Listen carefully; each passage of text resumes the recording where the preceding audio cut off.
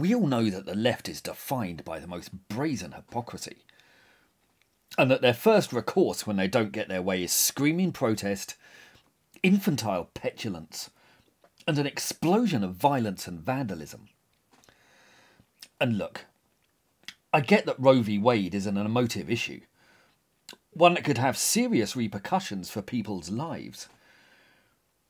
But being that the left behave in the same way, over absolutely everything, constantly, it undermines any protests that really count.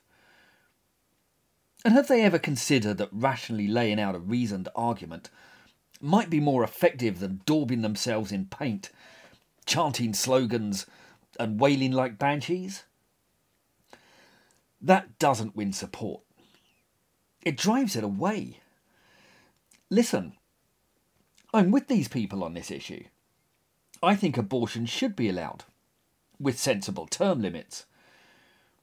I'm against the crazed suggestions that it should still be legal up to birth. But I don't think it should be outlawed either, as might now happen in some states. But even with supporting their position, their activism still turns me off. And if they're alienating people who are sympathetic to them, what are they doing to the religious hardliners who want to ban abortion altogether? Because this issue always brings out the nutters, like Alyssa Milano, who claimed that banning abortion will disproportionately impact gay people. Now, I'm not a biologist, but I'm entertaining doubts there. It's a peculiar feature of left-wing activism that it has to be waged at this shrill, hysterical pitch, that there never seems to be room for any sensible or moderate appeals.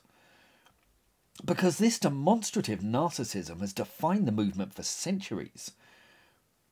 From the Jacobins and Communards, through the Bolsheviks, Maoists, the radical movements of the 1960s, and our own contemporary lunatics, whose activism, in Spinal Tap's memorable phrase, goes straight up to 11, accelerating at the speed of a Ferrari.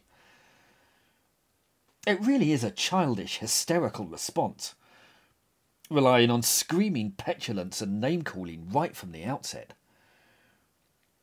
And it's the most counterproductive tactic imaginable, because it makes people want to oppose them, even natural allies.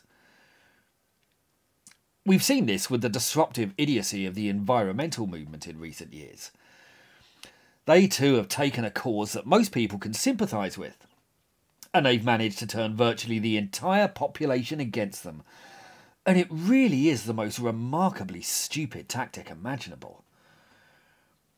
The whole point of public protest is to advertise one's cause, to win supporters, which will then increase the pressure on legislators to take note of the activist concerns. The whole point of protest is to win support, not to drive it away. It's an entirely counterproductive approach that defeats the point of protest in the first place. Martin Luther King's dignified protest won widespread approval. But the current idiots make me yearn for them to lose, even when I agree with them. And of course, it's not just the infantile wailing. It's the immediate recourse to violence, like the ubiquitous Antifa and this charming woman illustrate. So I'm just convinced we need to burn it all down, because at this point, I don't know what else we're supposed to do. I'm advocating for violence. I am advocating for violence because... Every city, every town, burn the precinct to the ground. Every city, every town, burn the precinct to the ground. Every city, every town, burn the precinct to the ground. Every city, every town, burn the precinct to the ground. This too is a tradition that's gone back centuries, and it goes hand in hand with the emotive bleating that defines the radical left. They make politics an emotional arena, and the emotions they bring to the fore are hatred, anger, and resentment. That too is their knee-jerk response. They have such conceited certainty in their beliefs, such disdain for anyone who opposes them, such sneering contempt when they don't get their own way, that they rarely feel the need to reason, explain, argue with, or charm their opponents. They just need to be silenced, either censored or simply beaten into submission. I filled 2 books with evidence on this. Over 1,000 pages and 500,000 words. An avalanche of data that shows this is always the left's instinctive response.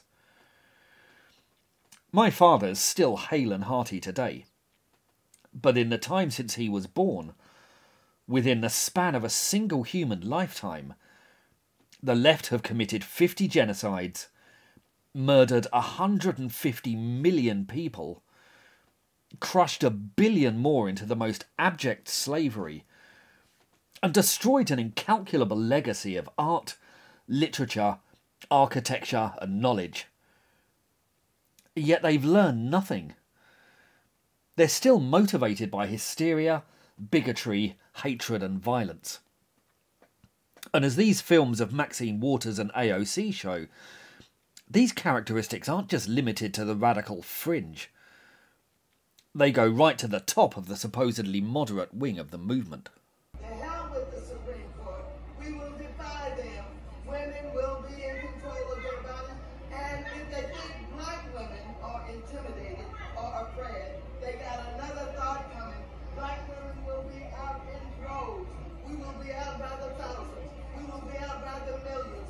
We're going to make sure we fight for the right to control our own bodies. Illegitimate! This decision! Illegitimate! This decision! Illegitimate! Into the streets! Into the streets! Into the streets! Into the streets! Into the streets! Into the streets! Into the streets! Into the streets! Into the streets! Into the streets! Now, how do you imagine Waters or AOC would have responded if Donald Trump had acted and spoken exactly as they have done there? If he had yelled, "To hell with Congress, we will defy them." If he had called a legal verdict, or election, illegitimate. If he had screamed loudly for his supporters to come into the streets. Well, we know how they'd react. They'd accuse him of insurrection and begin legal proceedings immediately. So yet again, the left have been given the opportunity of assuming the moral high ground. And they've blown it. But in my view, the political right have blown it too. Joe Biden's presidency has been such a catastrophe that momentum was swinging decisively back in the Republicans' favour. Biden has proven himself to be a stumbling incompetent. A man you wouldn't trust to run a grocery store, never mind the biggest economy and military in the world. And he's looked increasingly hypnotised by the extreme wing of his own party, beholden to all the most radical lunacies of our modern age. Most people are relatively moderate. They don't like radicals of either political stripe. It's why many people didn't like Donald Trump, because he was seen as being a loose cannon. But recently, in comparison to the unravelling Biden administration, the Republicans have come to look like a safe pair of hands. Yet, just as the tide was turning in their favour, they've pushed through the most radical reforms they could think of. And they've done it with a nauseating, gloating arrogance. That will have turned off scores of the moderate waverers who will have begun looking to them again. And yes, I know the Roe v. Wade judgment doesn't ban abortion, but it sets up the possibility that some states will ban it. And that's too much for most people. Now the Republicans look just as erratic, just as unsafe and unreliable as the radical wing of the Democrats and their sad, stumbling president. America's been growing increasingly divided and polarised for years. And the Republicans had an opportunity to seize some ground here. But they blew it. And if some of the more blood-red states take a radical and vindictive line, rather than seeking some sort of sensible middle ground, the damage done to their cause and to the idea of American liberty will be severe. What on earth is going to happen at the midterms now? I have no idea. The only thing I feel safe in predicting about America is that the sad downward spiral of a once mighty nation and the bitter division that defines it will both continue unabated. And both sides of the divide need to accept some of the responsibility for that. If you'd like to support this channel, please like, subscribe, and think about buying my books. They go into topics like this in much greater detail. They're called The Tyranny of the Left, and they're available on the links below. Please do feel free to pick them up and let me know what you think. Thank you.